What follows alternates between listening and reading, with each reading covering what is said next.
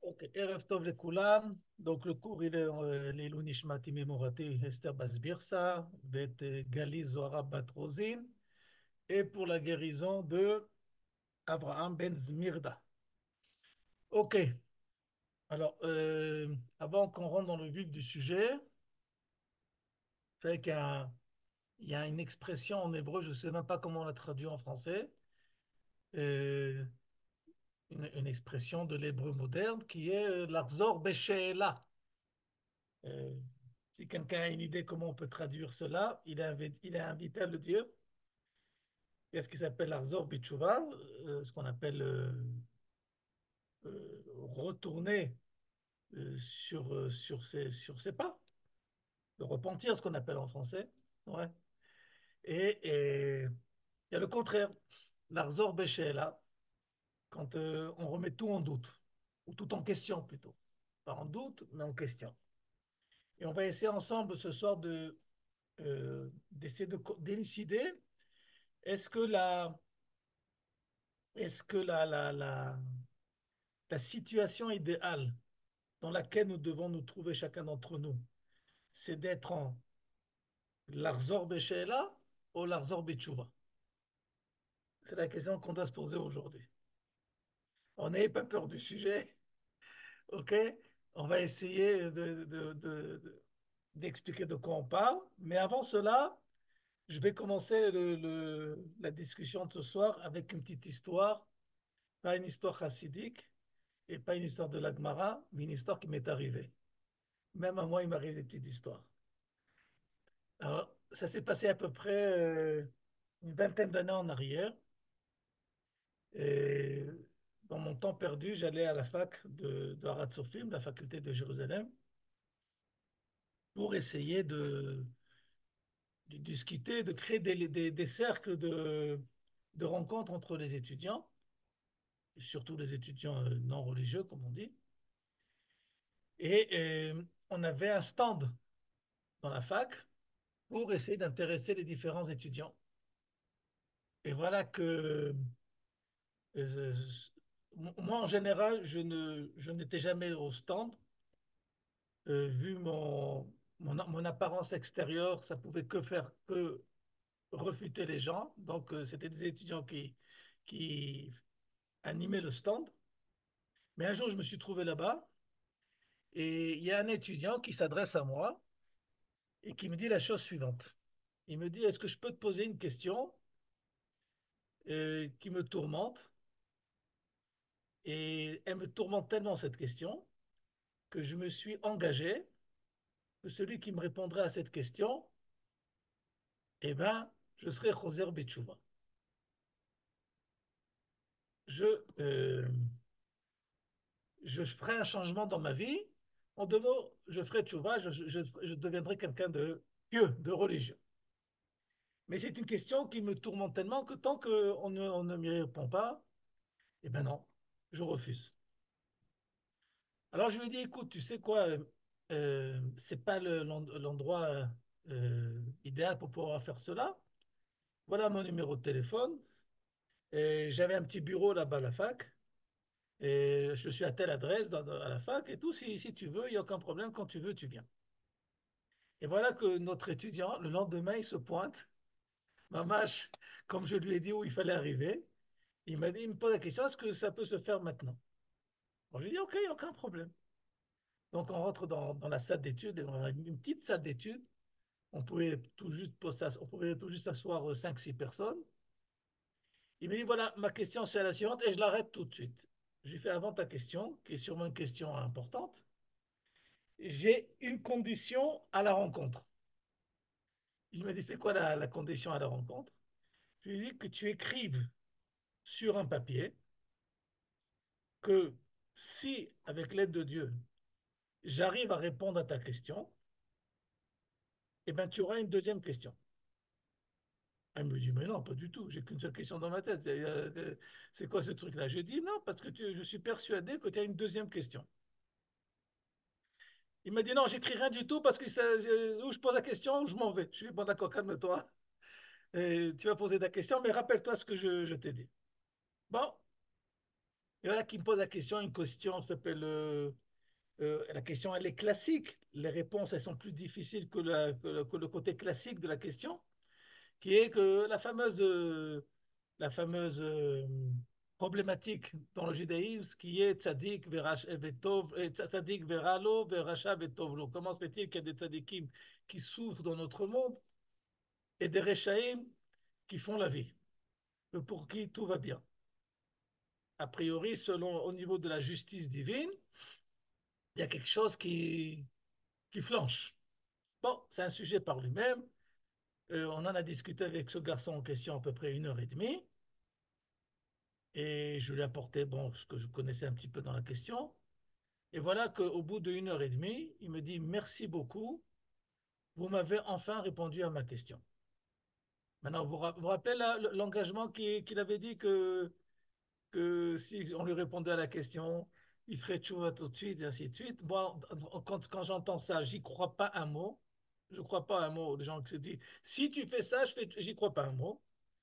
Et la preuve, c'est qu'il n'a pas fait tchouva. OK? Mais la chose qui a marché extrêmement bien, c'est qu'il m'a dit mais j'ai une deuxième question à vous poser. Je lui dis, mais tu te rappelles la condition? Il me dit, non, non, parce que quand vous avez parlé, vous avez dit quelque chose qui m'a rappelé que, et qu'ainsi. Donc, c'est simple par curiosité. Est-ce que je peux poser ma deuxième question? Je lui dis, aucun problème, tu peux poser ta deuxième question, mais je te demande d'écrire sur une feuille qu'après la deuxième question, tu auras une troisième question. Et il me dit, vous me cassez la tête. Je dis, non, parce que tu as bien vu que ça a marché une fois. Donc, tu vas aussi marcher la troisième fois.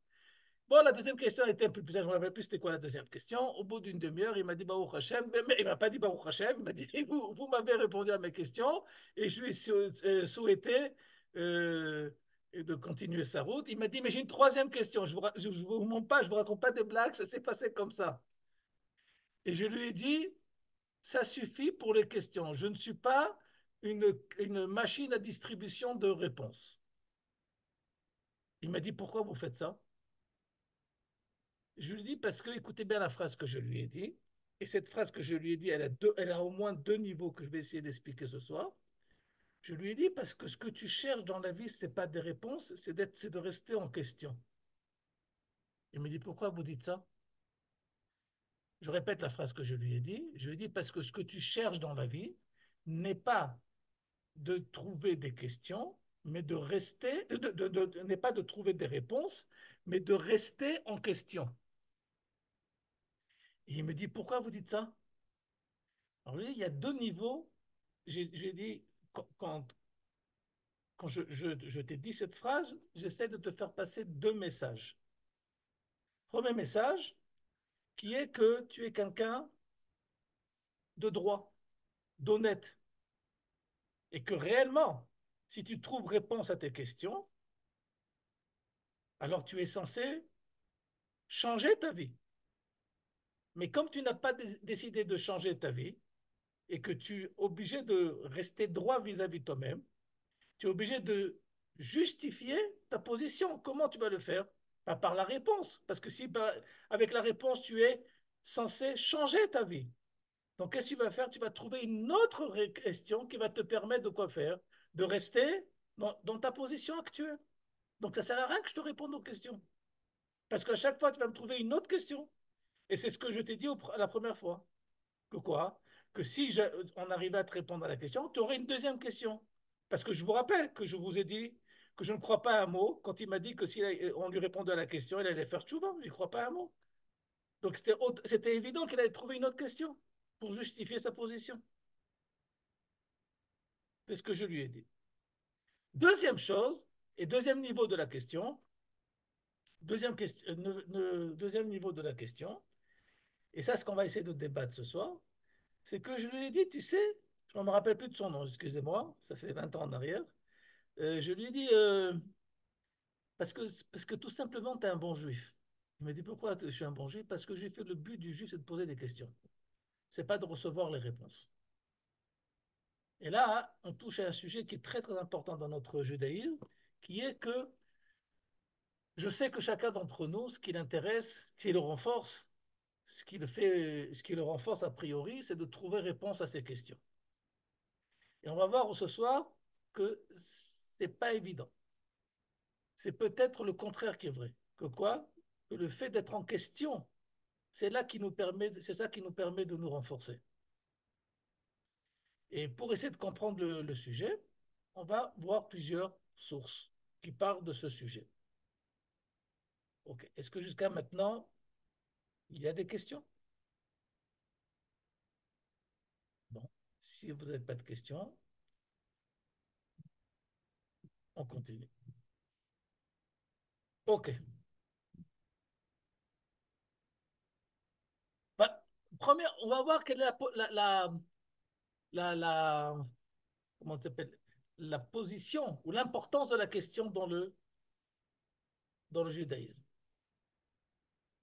Entre parenthèses, je vous rappelle que l'enfant le plus problématique de la soirée de Pessah, ce n'est pas le rachat. C'est celui qui ne s'est pas posé de questions. Pas celui qui ne sait pas entendre les réponses, mais celui qui ne pose pas de questions. Et le Maharal de Prague pose la question suivante. Comment se fait-il que le pasouk qui est mentionné pour le chez Eno Yoda Alishol, pour celui qui ne pose pas des questions, c'est le même pasouk que du rachat. Un, c'est un rachat, c'est un mécréant. Et l'autre, c'est quelqu'un qui n'a pas posé de questions. Il dit le Maharal de Prague quelque chose de terrible. Il dit qu'il trilat rishut chez Eno Yoda Lishol. Que le début d'être l'apprentissage à devenir rachat, c'est par le fait qu'on ne pose pas de questions. Au niveau du pshat, au niveau du sens propre, simple des choses, c'est que simplement, quelqu'un qui ne pose pas de questions, il est désintéressé. Il n'y a pas d'adresse à, son, à ses, il trouve pas d'adresse. Ça n'intéresse pas. Il est complètement délié, déconnecté. Et donc, a priori, on te dit que celui qui ne pose pas de questions, c'est le début, c'est l'apprentissage à la riche haute. Ça, c'est le pshat. Mais on voit bien en tous les cas que le soir de Pessah, l'important, c'est de savoir poser les questions, pas forcément d'y répondre. Plus que ça. Pour ceux qui ont un petit peu d'apprentissage de Gemara, de Talmud, il y a énormément de questions qui sont posées par le Talmud et à propos desquelles le Talmud ne va pas y répondre. Pas parce qu'il n'a pas envie, parce qu'il dit tout simplement, Tekou, je ne sais pas. Si le Talmud était une encyclopédie, on n'a jamais vu une encyclopédie qui amène des connaissances néantes. Elle vient dire, ça, je ne sais pas. Non. Le Talmud, ce n'est pas une encyclopédie, c'est, encore une fois, il vient t'apprendre par, par l'apprentissage intellectuel des choses. Quelle est la véritable valeur des choses? Que l'essentiel, c'est de poser une question, même si on n'a pas la réponse. Au niveau du pshat, comme on l'a dit, c'est parce que le fait que je pose une question, ça me rattache à une adresse, à une possibilité d'avoir de recevoir une réponse. Le fait qu'on la reçoit pas, qu'elle existe ou pas la réponse, elle n'existe pas peut-être pour moi. La réponse, elle existe, peut-être, mais comme elle n'est pas à ma dimension, donc le Talmud ne va pas le dire. Mais ce qu'on voit, c'est que le Talmud n'a pas peur de poser des questions, même s'il n'y a pas de réponse. Pourquoi? Parce que l'essentiel, c'est de poser des questions. Alors, d'où on apprend cela? Eh bien, tout simplement de notre Créateur. Lorsque Adam a fauté, Vaïkra Hashem Elohim El Adam. Vayomer lo Ayeka. Donc, Dieu s'est adressé à l'homme. Il lui a posé la question. Ayeka, où tu es? Dieu n'a pas besoin de poser des questions. Il sait exactement, même sans bipère, il sait exactement où tu es. OK? Donc, il n'y a pas besoin de poser la question. Simplement quoi? C'est qu'Akadosh Baruch Hu, il nous apprend que par la question, la relation se crée. Et comme dit Rachid tout de suite, qu'est-ce que dit Rachid? Regardez bien ce qu'il dit Rachid. Mais c'est sûr que le bon Dieu, il savait où il était, Adam Arishon. Mais l'omniprésence divine n'a pas besoin qu'on lui dise où il est l'homme. Et là, יודע היה היכן הוא, אלא להיכנס עמו בדברים שלא יהיה נבהל להשיב אם יענישהו פתאום. Dieu a voulu créer une relation qui va permettre de quoi faire, de progresser, même si la progression, elle va passer à ce moment-là par une punition divine. Mais ce qu'il faut d'abord faire, c'est créer la relation. Et comment on crée la relation? Par la question. Deuxième, deuxième exemple. Vayomer Hashem el Caïn. Et Evel Achicha, lorsque Caïn a tué son frère, voilà que Dieu lui pose la question, tout simplement comme un détective, où il est ton frère? C'est clair qu'il sait très bien où il est ton frère. Et là, Caïn va lui répondre, Vayomer lo yadati, je ne sais pas, Shomar Achi Anochi, je ne suis pas le gardien de mon frère. Rachid, qu'est-ce qu'il dit?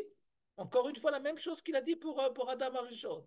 Leikane simo bedivre nachat, la yashuv. Par l'intermédiaire de la question, il y a peut-être une possibilité de réparation. Pourquoi? Parce que la relation, elle est créée.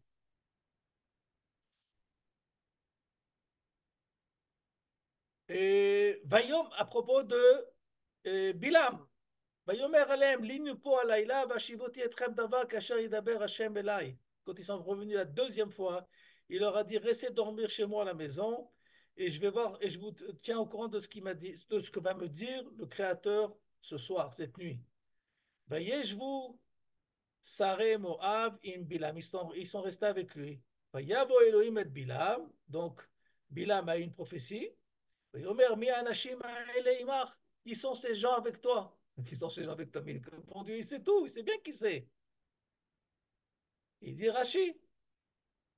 La bar. Bah. Kadosh Baruch Hu est venu pour le tromper. Amar pa'amim she'en hakol galui lefanav. En da'ato shava alav. Si le bon Dieu pose la question, peut-être que parce que le bon Dieu pose des questions, qu'il y a des doutes chez lui.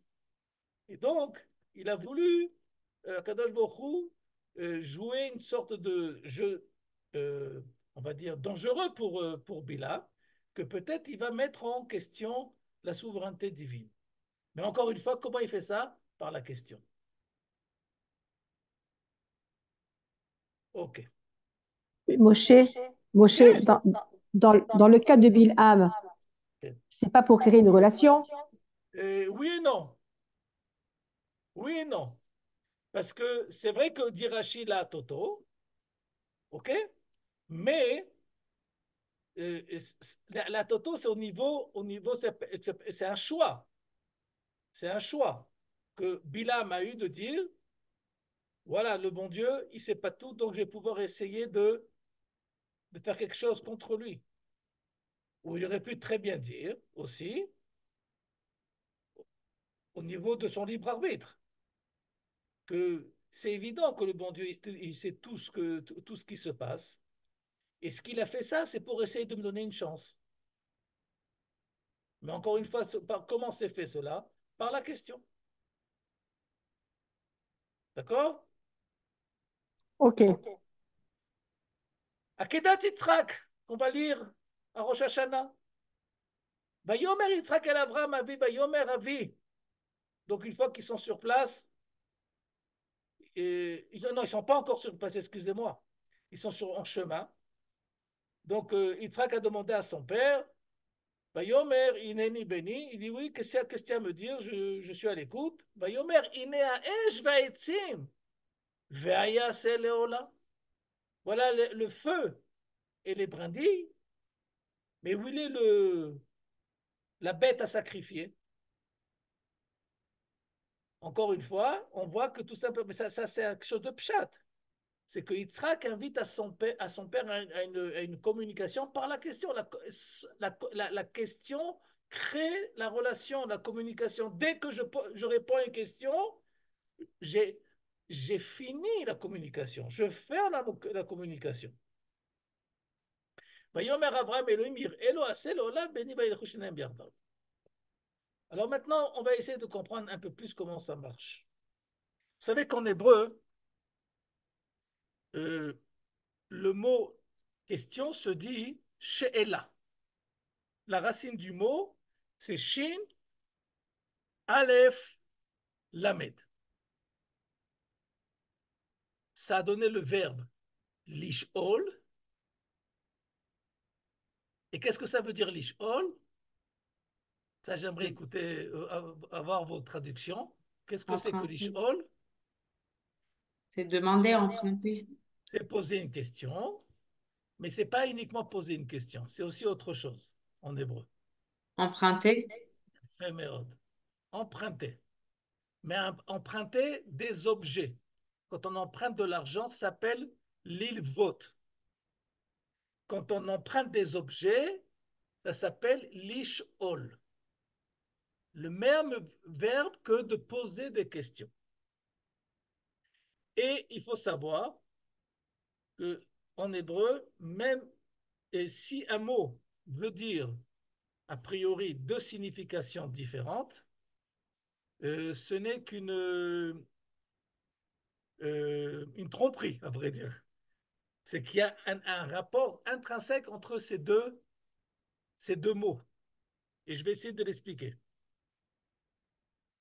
Lorsque j'emprunte un objet, cet objet que je vais emprunter, il va devoir à un moment à l'autre, il va devoir être rendu. Je vais devoir rendre l'objet à son propriétaire.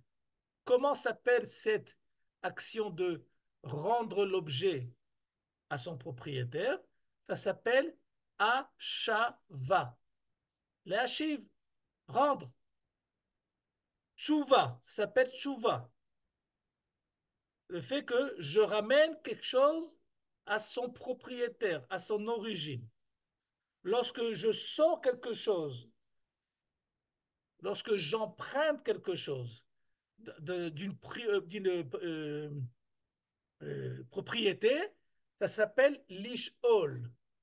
Lorsque je ramène cette chose empruntée à, à son propriétaire, ça s'appelle le'ashiv. Maintenant, je vous pose une question. Quand est-ce que la relation existe entre le prêteur et l'emprunteur? Au moment du prêt ou au moment où j'ai rendu l'objet prêté?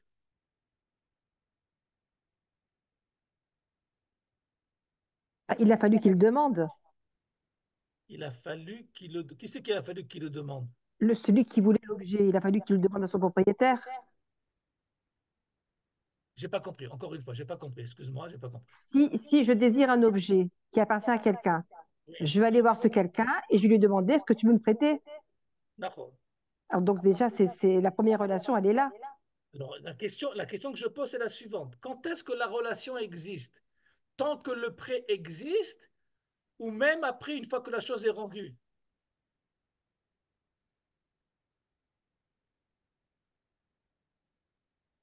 Bah, dans l'idée, tant que le prêt existe. Pourquoi seulement dans l'idée? Non, Techniquement. non, parce qu'on peut réfléchir un peu plus loin, un peu plus profondément. Ça veut dire si un objet il a eu une influence sur moi et que après je le garde même si une fois que je l'ai rendu, bah j'ai quelque chose qui est resté avec moi et ça a créé un lien avec cette personne-là. Oui, d'accord, la relation, elle va être créée par autre chose, par une autre dimension, pas par le fait que l'objet, il est chez toi. Oui, d'accord. Ouais, OK? Ce qui veut dire que ok. lorsque je rends, lorsque je rends la chose à son propriétaire, la relation est interrompue. D'accord. Lorsque j'emprunte la chose, le simple fait que j'emprunte quelque chose crée une relation. C'est clair jusqu'à maintenant?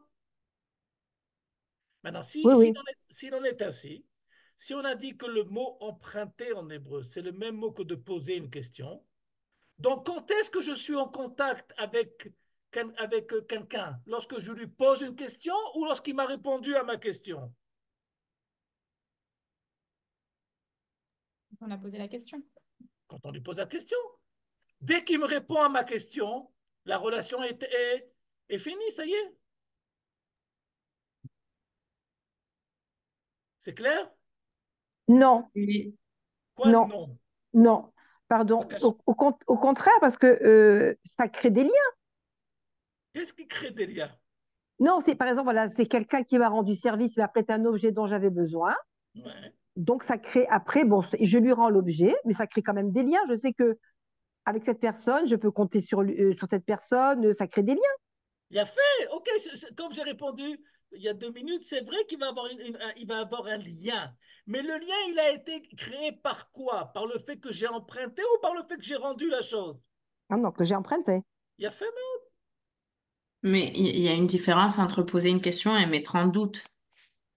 mais ça, je suis entièrement d'accord. Je n'ai pas dit que poser une question, c'est forcément mettre en doute. Non, par rapport à l'histoire que vous avez racontée au début. Mais moi, je prétends que ce jeune garçon ne mettait pas en doute, il posait une question. Bon. Et et c'est censé être toutes nos questions. On a le droit, même le devoir, parce que sinon on devient chez nous Dalish Hall, de poser toutes les questions. Pas par intéressement intellectuel. Non, parce que tant que je pose des questions, c'est là que je suis en relation à celui qui est censé me donner des réponses, qui est le créateur. C'est pour ça que chez les No Yoda Lish Hall, c'est une catastrophe. Parce que tout simplement, il est tout le temps en réponse. Il est dans une situation où la relation n'existe pas. Ce que j'essaie de vous associer à cette pensée, c'est quelque chose d'extrêmement important. Parce que on a l'impression que lorsqu'on pose des questions, comme tu l'as dit très bien Esther, si je ne me trompe pas, c'est toi, on est en doute. Non, c'est pas forcé.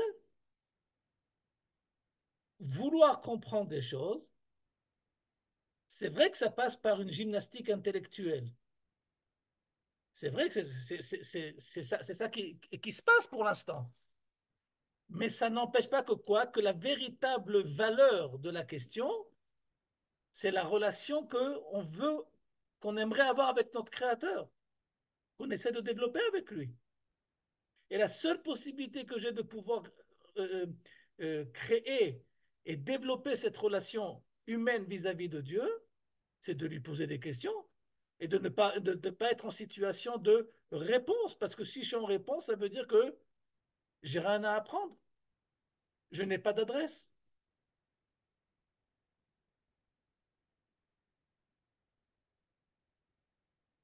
Qu'est-ce que vous dites? je vois, je vois le silence. Est-ce que vous avez des questions ou vous avez reçu la réponse? Parce que si vous avez Euh, reçu la réponse, le cours bon, est il y a, il fini. y a, il y a des questions qui. Il y a quand même aussi l'état d'esprit dans lequel tu poses des questions. Mais bien sûr, il y a l'état d'esprit dans lequel on pose des questions. Mais je vais vous raconter une petite histoire. Il y a un éducateur euh, que j'aime bien écouter, j'aimais bien, ça fait pas mal d'années que je l'ai pas écouté, qui s'appelle le Rav Yakovson, qui a plusieurs cours sur l'éducation des enfants, qui a grandi à Beit Vegan, qui habite actuellement à Zichron Macho. Et, et il raconte l'histoire suivante. Il habitait à Beit Vegan, à côté de la yeshiva de Kol Torah. Et à la yeshiva de Kol Torah, il y avait le Gdol Ador, qui était le Rav Shlomo Zalman Auerbach. Et eux, ils étaient des petits-enfants de Kita Aleph, cours préparatoire. Et ils voyaient tous les jours sortir le Rav Shlomo Zalman Auerbach de la yeshiva de Kol Torah. Et avec les copains de la classe, ils se sont fait un pari. Qui oserait poser une question au Rav Shlomo Zalman Auerbach? des petits gosses de 6 ans comme ça, ils se sont dit, qui aura l'audace comme ça de poser, d'interlocuter le Rav Shlomo Zalman Auerbach, de lui poser une question. Ça, c'était le pari entre les enfants. Entre-temps, entre-temps, notre enfant en question, qui était à l'époque un petit enfant, okay, il raconte qu'il a posé la question suivante à son maître à l'école. Question très pertinente, à tel point, à tellement qu'elle est pertinente, cette question, elle a été posée par le Maharal de Prague dans un de ses livres. Mais l'enfant ne le savait pas. À 6 ans, il a posé la question du Maharal. Il a dit la chose suivante à son prof. Il a dit, il a écrit Ratza Akadosh Baruch Hu les Akot et Israël, que Dieu a voulu nous rendre méritants. Et c'est la raison pour laquelle que quoi? Les Fichar Irba Lahem Torah ou Mitzvot. C'est la raison pour laquelle que Dieu nous a donné un grand nombre de mitzvot. Voilà que notre enfant pose la question à son prof. Il lui dit, mais la logique dit exactement le contraire. C'est plus il y a de mitzvot, plus on risque de se prendre des punitions. Si on les fait, si on ne les fait pas. Donc, où il est le mérite là-dedans? Question très importante. Et il raconte le Rav Yaakovson qu'à 6 ans, pour avoir posé cette question, la réponse qu'il a reçue, ça a été tout simplement une tape. Le prof lui a dit, il y a des questions qu'on ne pose pas. Bon, on revient à notre Rav Shlomo Zalman Auerbach. Et voilà que les enfants, chacun essaye de réaliser son pari. Et celui qui arrive devant le Rav Shlomo Zalman, qui était haut de taille, c'est notre petit, c'est notre enfant en question. Et qu'est-ce qu'il fait? Il tire le Rav Shlomo Zalman par le manteau en bas, comme ça, là, il appelle. Et le Rav Shlomo Zalman se penche à lui et il se rend compte bon, qu'il a gagné le pari avec ses copains, mais il y a un problème, c'est qu'il n'a préparé aucune question. Et il s'est dit la chose suivante. Je vais poser la même question que j'ai posée il y a 2 jours au Rav de la classe, pour laquelle je me suis pris une gifle. Mais si c'est pour gagner le pari vis-à-vis de mes copains, c'est pas grave, je suis prêt. Et donc, il a posé la question au Rav Shlomo Zalman, la même question. Comment se fait-il que si le bon Dieu nous a voulu nous rendre méritants, eh bien pour cela, il nous a donné un grand nombre de mitzvot qui ne font que des problèmes. Et il ferme les yeux en attendant la deuxième gifle. Il y a des questions qu'on ne pose pas. Et il entend la voix du Rav Shlomo Zalman Auerbach, She'ela Gdola Sha'ar Tabni. Mon fils, tu as posé une question d'une extrême importance. Il ne comprend pas ce qui se passe. Il y a 2 jours, ça lui a coûté cher, parce que malheureusement, il y a des éducateurs qui sont un petit peu. Il vaut mieux qu'ils aillent vendre autre chose, qu'ils aillent faire autre chose que d'être éducateurs. Et le Rav Shlomo Zalman, il a donné une réponse. Bon, ce n'est pas le but du cours aujourd'hui, mais ce qui est important, c'est qu'il faut poser les questions, ne pas avoir. Il y a des questions qui existent. Et, et même si parfois elles sont enveloppées d'un culot, il faut vérifier pourquoi elles sont enveloppées d'un culot. Peut-être c'est à cause de l'éducation que l'enfant en question a reçue. C'est parce qu'il y a eu des gens qui se sont retrouvés à plusieurs intersections de cette personne et qui jamais lui ont donné les réponses qu'il fallait. Et donc il s'est retrouvé, c'est quoi ce judaïsme à propos duquel il y a aucune réponse. Ah, parce que les gens sont souvent ignorants, que ça pas répondre aux questions. Ou que les gens, ils pensent. Ils font un amalgame entre question et doute. Question n'est pas forcément doute. Le doute, c'est un outil. Pour étudier, je suis obligé de remettre tout en doute. Mais pas par le côté mécréant des choses. Non, c'est au niveau de l'objectivité du raisonnement. Je suis obligé de vérifier les choses. En sachant pertinemment qu'est-ce que c'est que la halakha. Je sais que Shabbat, c'est Shabbat, c'est clair, il n'y a pas de doute sur ça. Mais je veux comprendre pourquoi Kadosh Baruch Hu, il a voulu un jour comme le Shabbat. Oui, je veux comprendre.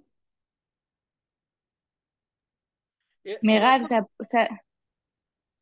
que je voulais vous demander par rapport du coup au fait de faire tchouva, que c'est, vous avez dit, il n'y a pas de faux racines en hébreu et que ça se rapproche toujours. Finalement, faire tchouva, c'est un peu se bloquer du coup. exactement. On a la réponse et voilà, genre. Nahon. Et on va voir ensemble jusqu'où ça va. Il y a un grand de notre, pas de notre époque, d'il y a 200 ans en arrière, un peu moins de 200 ans en arrière. Je vous montre tout de suite ça, où c'est que ça, voilà. Et qui a écrit un livre qui s'appelle Chesed l'Avraham, le Rav Azoulay, qui est enterré à Hebron, au cimetière de Hebron, et qui va nous enseigner, on ne va pas tout lire parce que c'est assez long et assez compliqué, mais je vais résumer rapidement, parce ce qui m'intéresse, c'est surtout les dernières sources. Il va nous enseigner la chose suivante. N'ayez pas peur de ce que je vais vous dire maintenant, je vais essayer de l'expliquer. Le Bar Chesed l'Avraham, il va dire la chose suivante. Toute question que tu poses, toute question que tu poses est une faute. D'où tu sais ça? Il dit d'où tu sais ça? Il dit le Chesed l'Avraham, c'est très simple. Comment s'appelle, comment s'appelle la solution à la question? Comment ça s'appelle en hébreu la solution à la Tchouva. question? Tchouva. Donc, de la même façon qu'avant qu'il y ait la tchouva au niveau des fautes, ce qui est avant, c'est une faute. Donc, lorsque je réponds à une question, ce qui précède la réponse à la question, c'est aussi une faute. Alors, on ne comprend plus rien là. Parce que toute la Gemara, hein, c'est réponse-question, réponse-question, réponse-question. Donc la Gemara, c'est une grande faute, puisqu'il y a que des questions et des réponses. Réponse à la question, c'est que le Chesed Abraham n'a pas utilisé il n'a pas dit que chaque question est une faute au niveau du code civil hébraïque. Tu as fait une avéra. Non. Il dit que toute question provient d'un manque. En hébreu, chet, c'est aussi manque. On dit rater la cible, ça se dit l'arti et amatara. Chet, au vrai sens du mot, c'est pas une faute, c'est un manque. C'est parce qu'il y a un manque que c'est une faute. Le problème du chet, c'est pas que j'ai transgressé c'est pas uniquement que j'ai transgressé une parole divine, une volonté divine. C'est que par le fait que j'ai transgressé une volonté divine, j'ai créé en moi un vide. Et je vous pose une question maintenant. Comment s'appelle le vide en hébreu? Halal. Ça, c'est halal. Donc, j'ai mal posé la question. Comment s'appelle l'abîme en hébreu? Sheol. Sheol! Hmm. Hein, c'est incroyable quand on y pense. Sheol! Ça veut dire quoi? Ça veut dire que lorsqu'on pose des questions, on extrait de notre abîme des choses qui doivent être réglées, qui doivent trouver réponse, que je dois ramener la Shiv Lachem. Mais le Sheol, il existe en moi. Le manque, il existe en moi, parce que je suis un être humain avec comme dimension le manque. Mon corps, il est fait de manque. On sait pertinemment que tous les 7 ans à peu près, tout notre corps s'est renouvelé au niveau de ses cellules. Comment ces cellules se sont renouvelées? Par le fait qu'elles se sont il y a un processus de destruction qui va permettre un renouveau des cellules. Mais encore une fois, par un manque. Toute notre vie, elle progresse uniquement par le manque, qui nous amène c'est une invitation à combler ce manque. Mais si je reste au niveau de la plénitude, que je crois que je suis arrivé au bon endroit et à l'unique endroit, que je crois que je suis arrivé à la shlemut, et que je n'ai plus de questions, donc a priori, je fais du surplace. Et si je fais du surplace, on sait ce qui se passe avec les eaux EAUX qui font du surplace. Dès qu'il n'y a pas de courant, ça moisit, ça pourrit. Donc, on a vu que la racine du mot Shin, Aleph, Lamed, elle, nous a, elle vient nous expliquer quelque chose de très très important, qu'il y a un manque qui existe, il y a un abîme qui accompagne la création. C'est ça qui nous permet de quoi faire? De poser des questions, parce que chacun d'entre nous, on a un abîme personnel qui nous pousse, qui nous crée un intéressement quelconque, chacun dans son domaine. Et, et parfois, ce manque, ça peut être aussi un manque de société, que je n'ai pas tout pour moi et chez moi. Donc, je suis obligé de quoi faire? J'ai oublié d'emprunter des choses. Lish ord varim. Encore une fois, pourquoi faire? Pour combler un manque qui existe chez moi que je n'ai pas tel objet, pour pouvoir progresser. Et lorsque je vais rendre la chose, je suis censé me retrouver à nouveau, si je suis intelligent, si je sais comment faire les choses, animé à poser une nouvelle question. Parce que les gens qui font du chesed, dès qu'on leur rend l'argent, par exemple, une caisse où on peut emprunter de l'argent, un gmach, dès que l'argent est rendu, l'inquiétude que doit avoir le directeur de la caisse en question, c'est de savoir à qui va prêter à nouveau cet argent pour pouvoir arranger la société, faire progresser la société. Donc, encore une fois, ce qui nous fait progresser dans notre vie de tous les jours, c'est le Shin, Aleph, Lamed.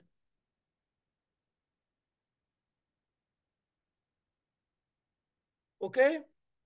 Donc, quand j'ai voulu dire à mon cher étudiant que c'était un bon juif, à la deuxième dimension, j'ai voulu essayer de lui faire comprendre que quoi? Qu'en tant que bon juif, il est dans une situation qu'il est en perpétuel mouvement de poser des questions. Et c'est ce qui s'appelle une des caractéristiques qui s'appelle différencier, qui caractérise les Juifs. Tel point que le Maharal va nous enseigner que la gématria, la valeur numérique du mot Adam, 45, c'est la même gématria du mot Ma. Qu'est-ce que c'est?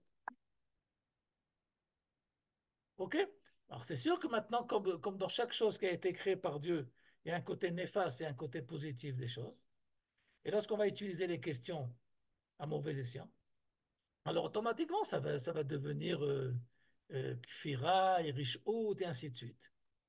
Mais au contraire, la question, elle a été posée pour progresser. Encore une fois que j'ai reçu réponse, créer à nouveau un manque, comme il a dit le Chesed Abraham, chaque question, c'est une faute, c'est un manque, ok, que je vais venir combler par la réponse. Mais quel est le but? Le but n'est pas de recevoir une réponse, mais de poser la prochaine question. Ça, c'est le but qu'on doit avoir. On doit tout le temps avoir une question qui nous trotte dans la tête. C'est ma question pour l'année suivante.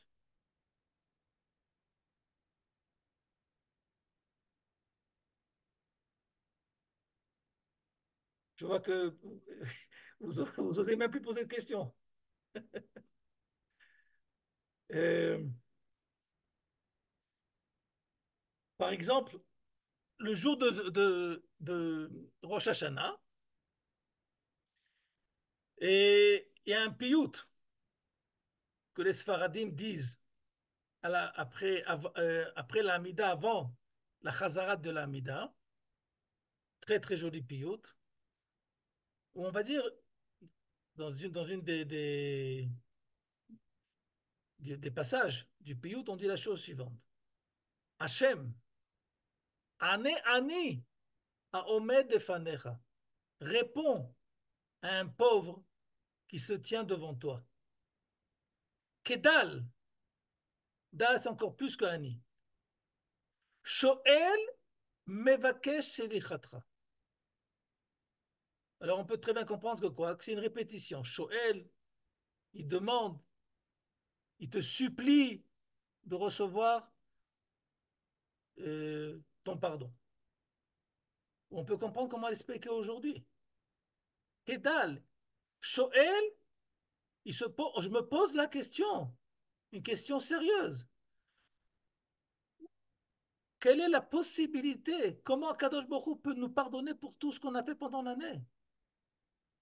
D'où vient cette possibilité infinie qui existe chez le créateur de pouvoir emmagasiner tout ce qu'on fait au courant de l'année et de nous accompagner? C'est une question à laquelle nous n'avons pas de réponse. Mais je pose la question. Pourquoi? Parce que je veux la relation. C'est pour ça que je pose la question. Et bon, Akadosh Baruch Hu, il ne va pas m'expliquer ses méthodes pédagogiques parce que même s'il me les explique, je ne les comprendrai pas. Je vais raconter une autre histoire qui m'est arrivée encore une fois. Une histoire un peu plus douloureuse. C'est aussi il y a à peu près 30 ans en arrière. On habitait avec la famille dans un ishou où il y avait une population mélangée, d'atim et pas d'atim. Un de mes voisins, d'origine marocaine, qui n'était pas très pieux, euh, n'avait que des filles. Et après, je ne sais pas, un nombre, je crois 5 ou 6 filles, il a eu un garçon. C'est important de dire que c'était un Marocain parce que quand il a eu son garçon et qu'il a fait la Brit Mila, c'était une bar mitzvah, c'était un mariage. Et, et, et ce qui s'est passé, lo alenu velo ala fechad, c'est qu'au bout de 6 mois, l'enfant est décédé. Et il est mort dans le berceau. Lo alenu. Et je me suis occupé du deuil de cette personne. Et il a fait ça de façon extraordinaire, selon ma mâche, tout ce qu'il fallait faire. Et j'allais là-bas tous les jours, mincha, shachit, mincha, arvit. Et j'ai dit à ma femme, on va arriver au 7e jour, et j'espère, je prie le bon Dieu pour qu'il ne me pose pas la question qu'il ne faut pas me poser. Qu'il va me poser la question, pourquoi ça m'est arrivé une chose pareille. On arrive au 7e jour, il a fait venir, comme je connais bon marocain, le poisson, vraiment, il a fait vraiment, c'est au Shlomo Ameler. Il y avait toute sa famille, des dizaines de personnes. Et voilà que la question que je ne voulais pas qu'il me pose, il me la pose devant tout le monde. Il me dit, tu peux m'expliquer pourquoi ça m'arrive une chose pareille? Question, hein? Il s'appelle Max. Je répète son prénom. Je dis Max. Admettons, tu sais, je vais dire d'abord, je vais te répondre ce que moi je me réponds. Et c'est possible que tu ne te répondes pas parce que c'est ma réponse à moi. Peut-être que toi, tu as besoin d'une autre réponse. Donc, je n'ai pas de prétention de te répondre à ta question. Je peux juste t'associer à la réponse que je me donne à moi. Si Eliaou Hanavi, il descendrait maintenant du ciel, et il t'expliquerait que ton fils, que tu as eu la jouissance d'être son père pendant seulement 6 mois, était un Gilgoul de quelqu'un, il te raconte toute son histoire, ok? Et qu'il avait besoin de revenir seulement 6 mois sur cette terre, sur cette planète, pour pouvoir arranger quelque chose qu'il n'avait pas fait dans sa vie précédente. Et que, je te dis, c'est pas Moshe qui te raconte ça, c'est Eliaou Hanavi qui vient te raconter ça. Et il t'explique. Est-ce que la réponse te serait suffisante? Je vous pose la question à vous. Est-ce que la question serait suffisante?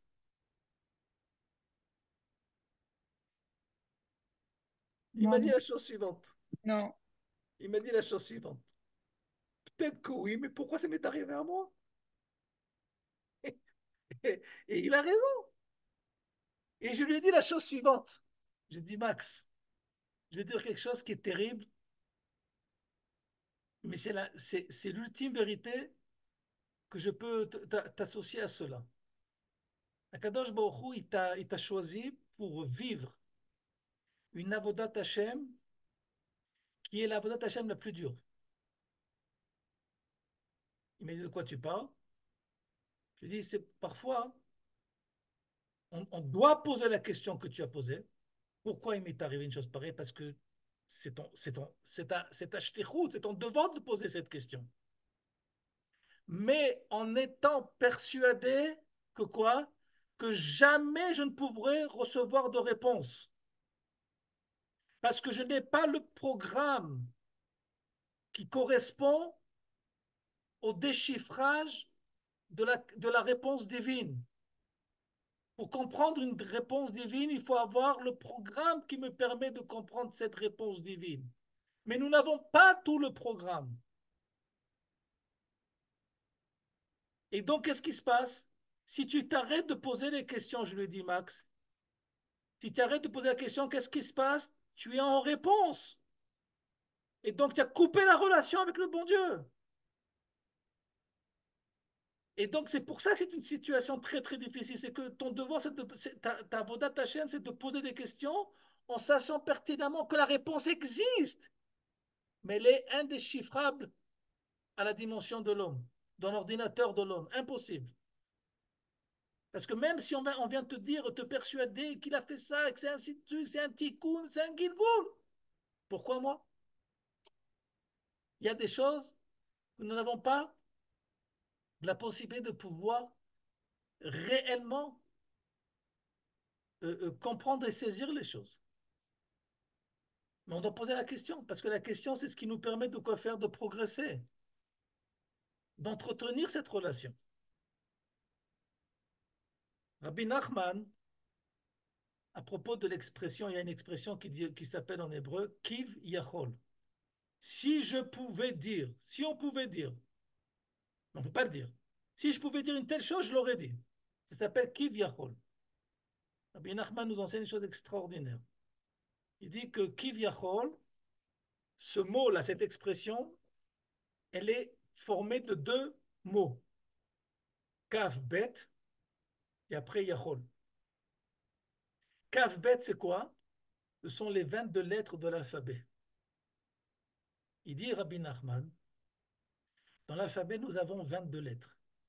Avec ces 22 lettres, on peut former des mots. Avec ces mots, on peut faire des phrases. Et toutes ces phrases nous permettent de pouvoir nous exprimer.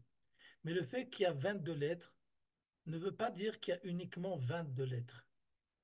Ça veut dire que nous n'avons reçu que 22 lettres. Et donc, puisque nous avons reçu que 22 lettres, nous avons la possibilité de nous exprimer uniquement par ces 22 lettres.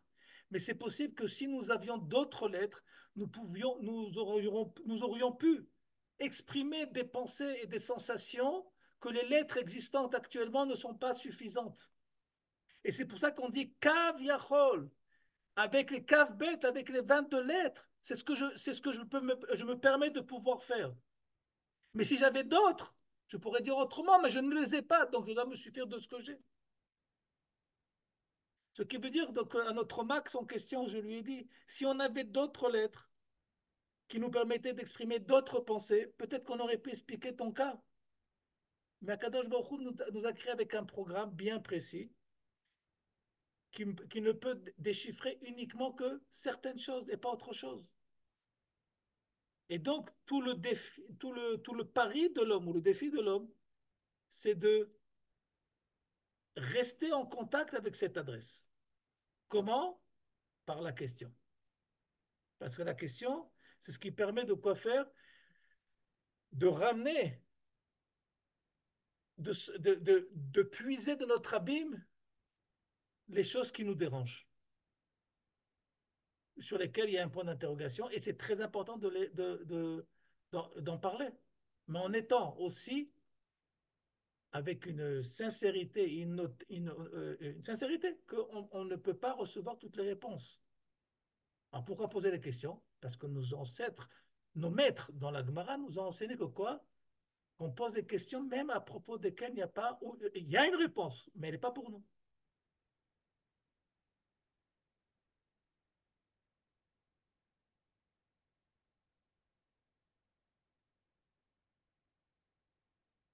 Une des choses, on va essayer de, avant de se quitter, de lire un des. Je vais vous raconter quelque chose. Aujourd'hui, c'est une petite histoire aujourd'hui. Quand j'ai préparé le cours cette semaine, bon, j'ai regroupé plusieurs mécorotes comme ça. Et hier Shabbat, quand j'ai étudié un truc de mon maître, le Rav Zuckerman, et vous voyez ce que c'est Ashgacha, Ashgachat Hashem. Voilà que j'étudie, dans ce que j'ai étudié sur quelque chose qu'il a écrit, sur ce sujet on parle ce soir. Comme s'il est venu me dire, mon cher, voilà ce qu'il fallait, ce que tu vas dire au groupe qui étudie avec toi ce soir. Alors, je me suis permis d'amener ce petit passage rapide. Itratchut Kadmut, le renouveau et la progression à matmedet, constante. Hen gam tiv'a shel tshuva, c'est la nature, c'est la définition naturelle de la tshuva. Bemuvana aroveach האחר. התשובה שבאה בתוך תהליך הלמידה של האדם כמענה לשאלה. Ça veut dire que, comme on a dit, la réponse, elle vient répondre à une question. כל תשובה שאדם מקבל לשאלותיו, toute réponse que l'homme va recevoir pour ces questions, פותחת בפניו אפשרויות חדשות של שאלות. Lui ouvre un grand nombre de possibilités de nouvelles questions. Pourquoi cela? חיינו אינם חיים של שאלות וספקות בלבד. Notre vie n'est pas uniquement une vie de questions de doute seulement. אלא חיים של אמונה. On vit notre אמונה. חיים שיש בהם תשובות ודאיות. Une vie à propos de laquelle nous avons la possibilité, dans certains domaines, de recevoir des réponses absolues. Attendez un petit peu la fin, parce que je sais que vous avez une question maintenant, mais attendez un petit peu la fin.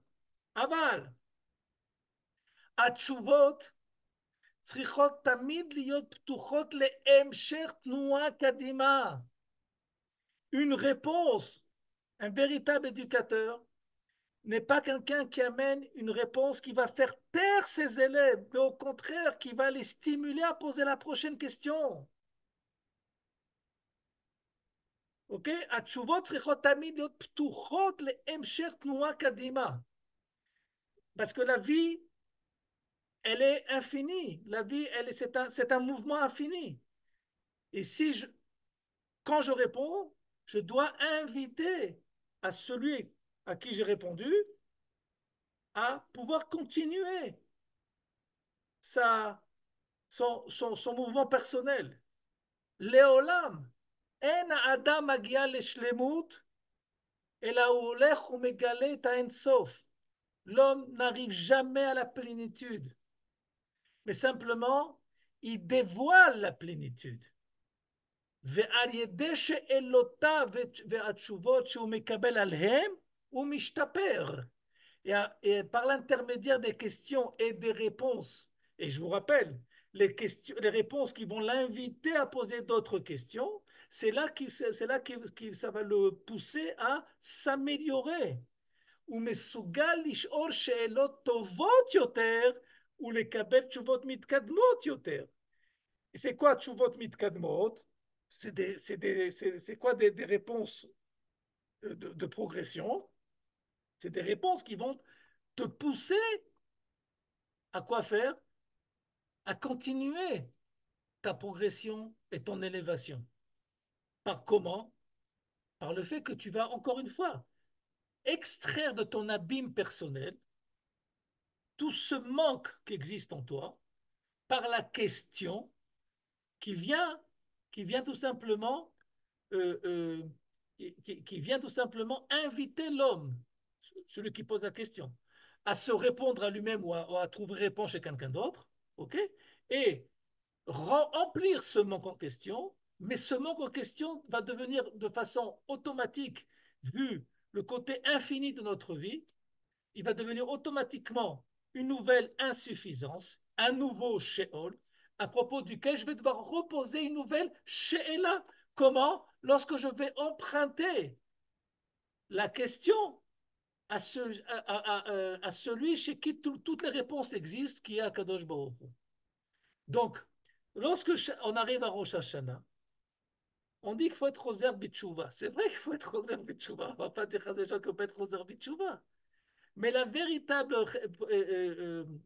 force de notre tchouva, c'est de pouvoir être tout le temps en relation avec Akadosh Baruch Hu.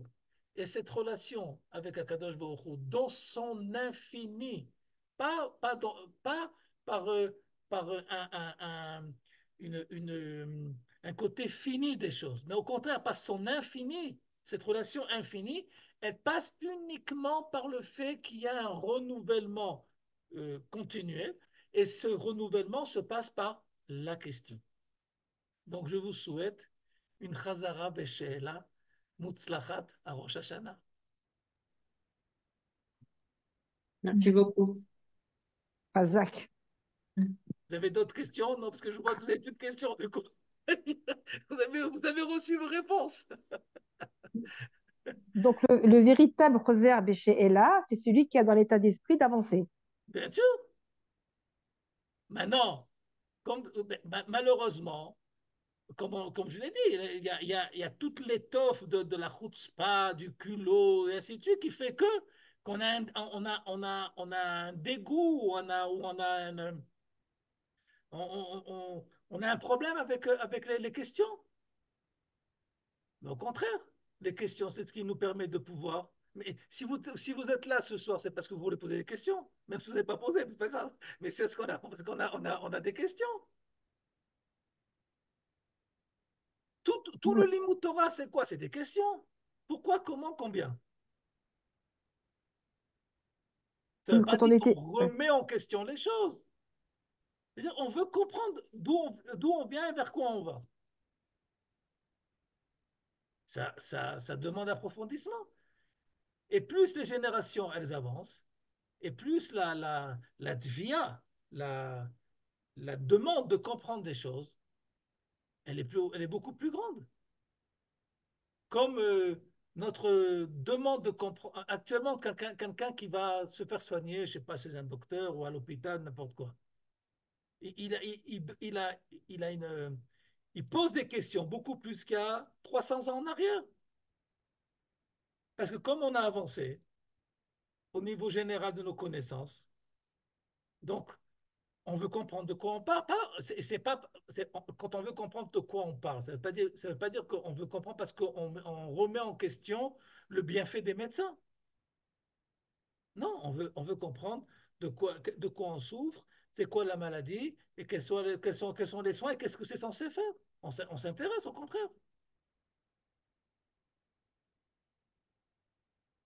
Voilà. Mais c'est dur, je trouve, Exact. une fois C'est qu'on a dur une... de quoi?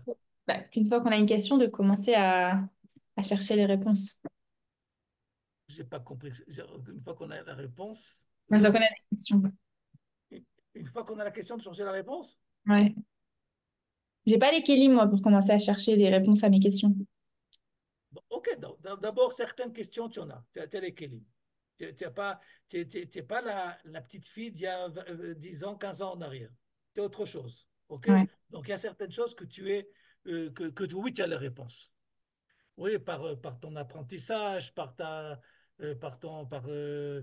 côté mature des choses, le fait que, bah, bon, Hachem, tu as une famille, et ainsi de suite. OK? Et à part ça, il faut- assez les haras, c'est pour ça qu'il faut poser la question à des gens qui s'identifient aux questions. Parce qu'il Ouais. y en a, hein, avec qui on leur pose des questions, on risque de se prendre des coups. OK? Des gens qui ont peur des questions, parce que les questions, ça fait peur. Et on a essayé de faire comprendre ce soir, ou de vous associer plutôt, que la question n'est pas censée faire peur. Ce qui fait peur, c'est les gens qui ont toutes les réponses. Ça fait peur. C'est effrayant, pas ça fait peur, c'est effrayant.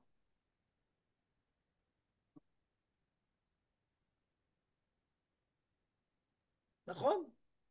On va aborder Rosh Hashanah de manière totalement différente cette année, enfin en ce qui me concerne. Parce que quand on était un petit peu plus jeune, on n'avait pas le droit de poser des questions. D'accord. Voilà. Et alors que moi, j'en avais plein des questions. Mais moi, Et mais, aujourd'hui, Baruch Hashem, je peux me permettre donc de l'ishol.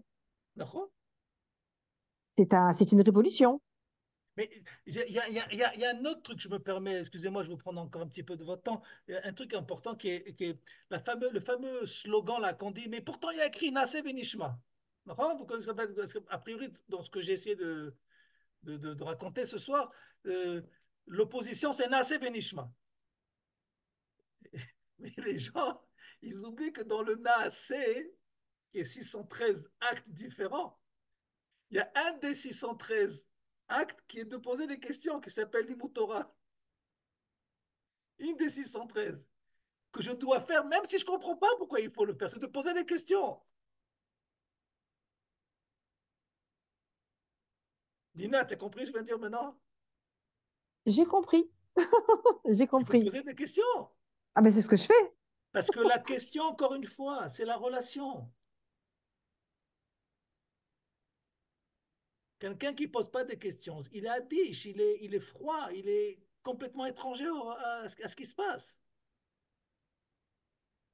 Et actuellement, vous savez que le Chafetz Chaim, une des raisons qu'il a permis aux jeunes filles d'étudier la Torah alors qu'au niveau d'Allah, c'est un sujet, est-ce que les jeunes filles peuvent étudier la Torah ou pas? C'est un sujet assez intéressant. OK? Mais une des réponses qui a été donnée, c'est par celle du Chafetz Chaim. Il dit, tu es à une époque où les jeunes filles dans le monde entier s'intéressent à 10 000 sujets, à 10 000 dossiers. Elles vont à la fac, elles vont être... Et la seule chose que tu veux leur interdire, c'est le limut Torah. Tu comprends la catastrophe que c'est?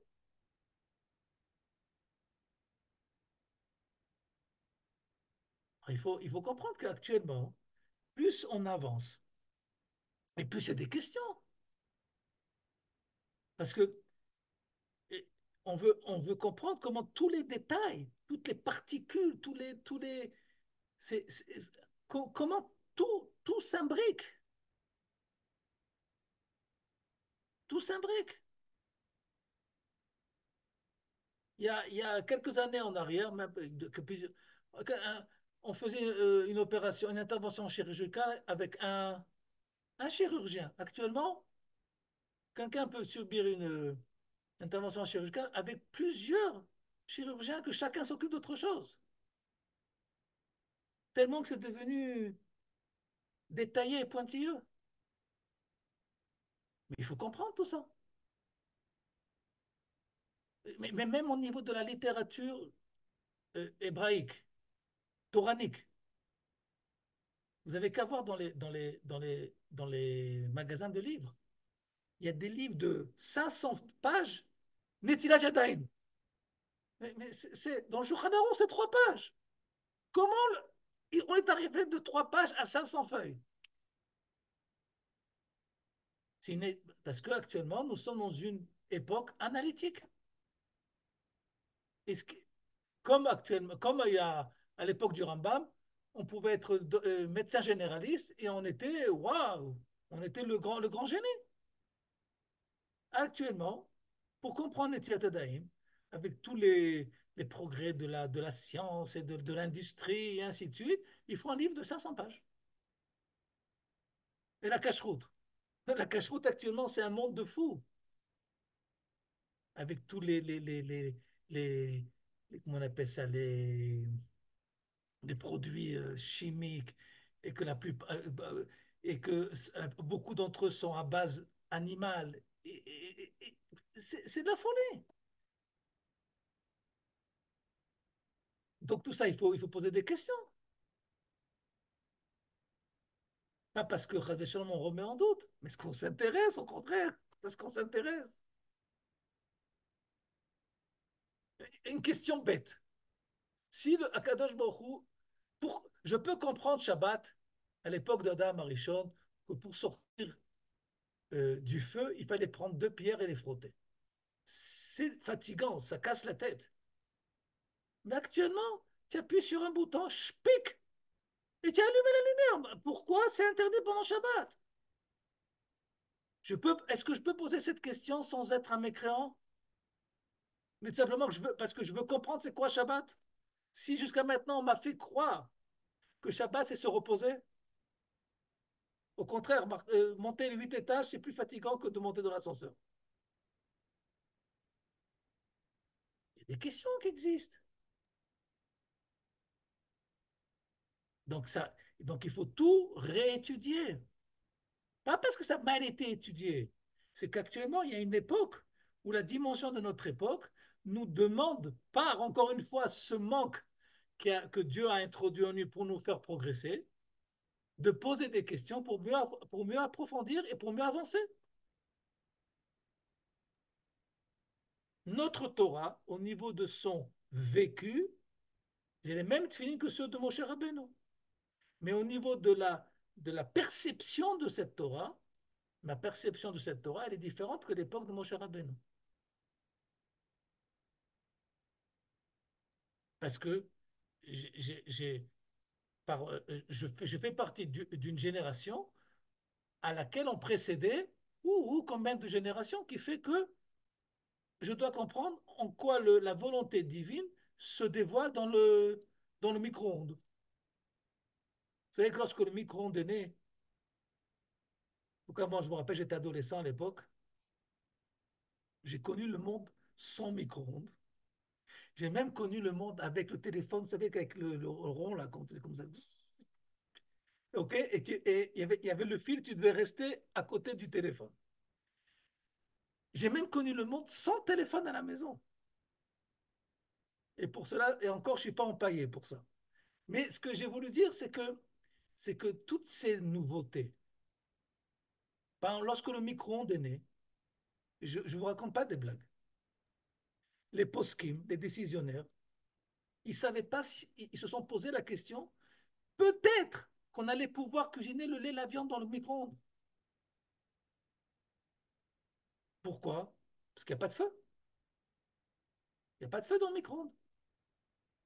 Ce qui est écrit Lo tevashel gedibach levimu. Ce qui est interdit, Minatora, c'est de cuire ensemble. Mais le micro-ondes, c'est pas une cuisson.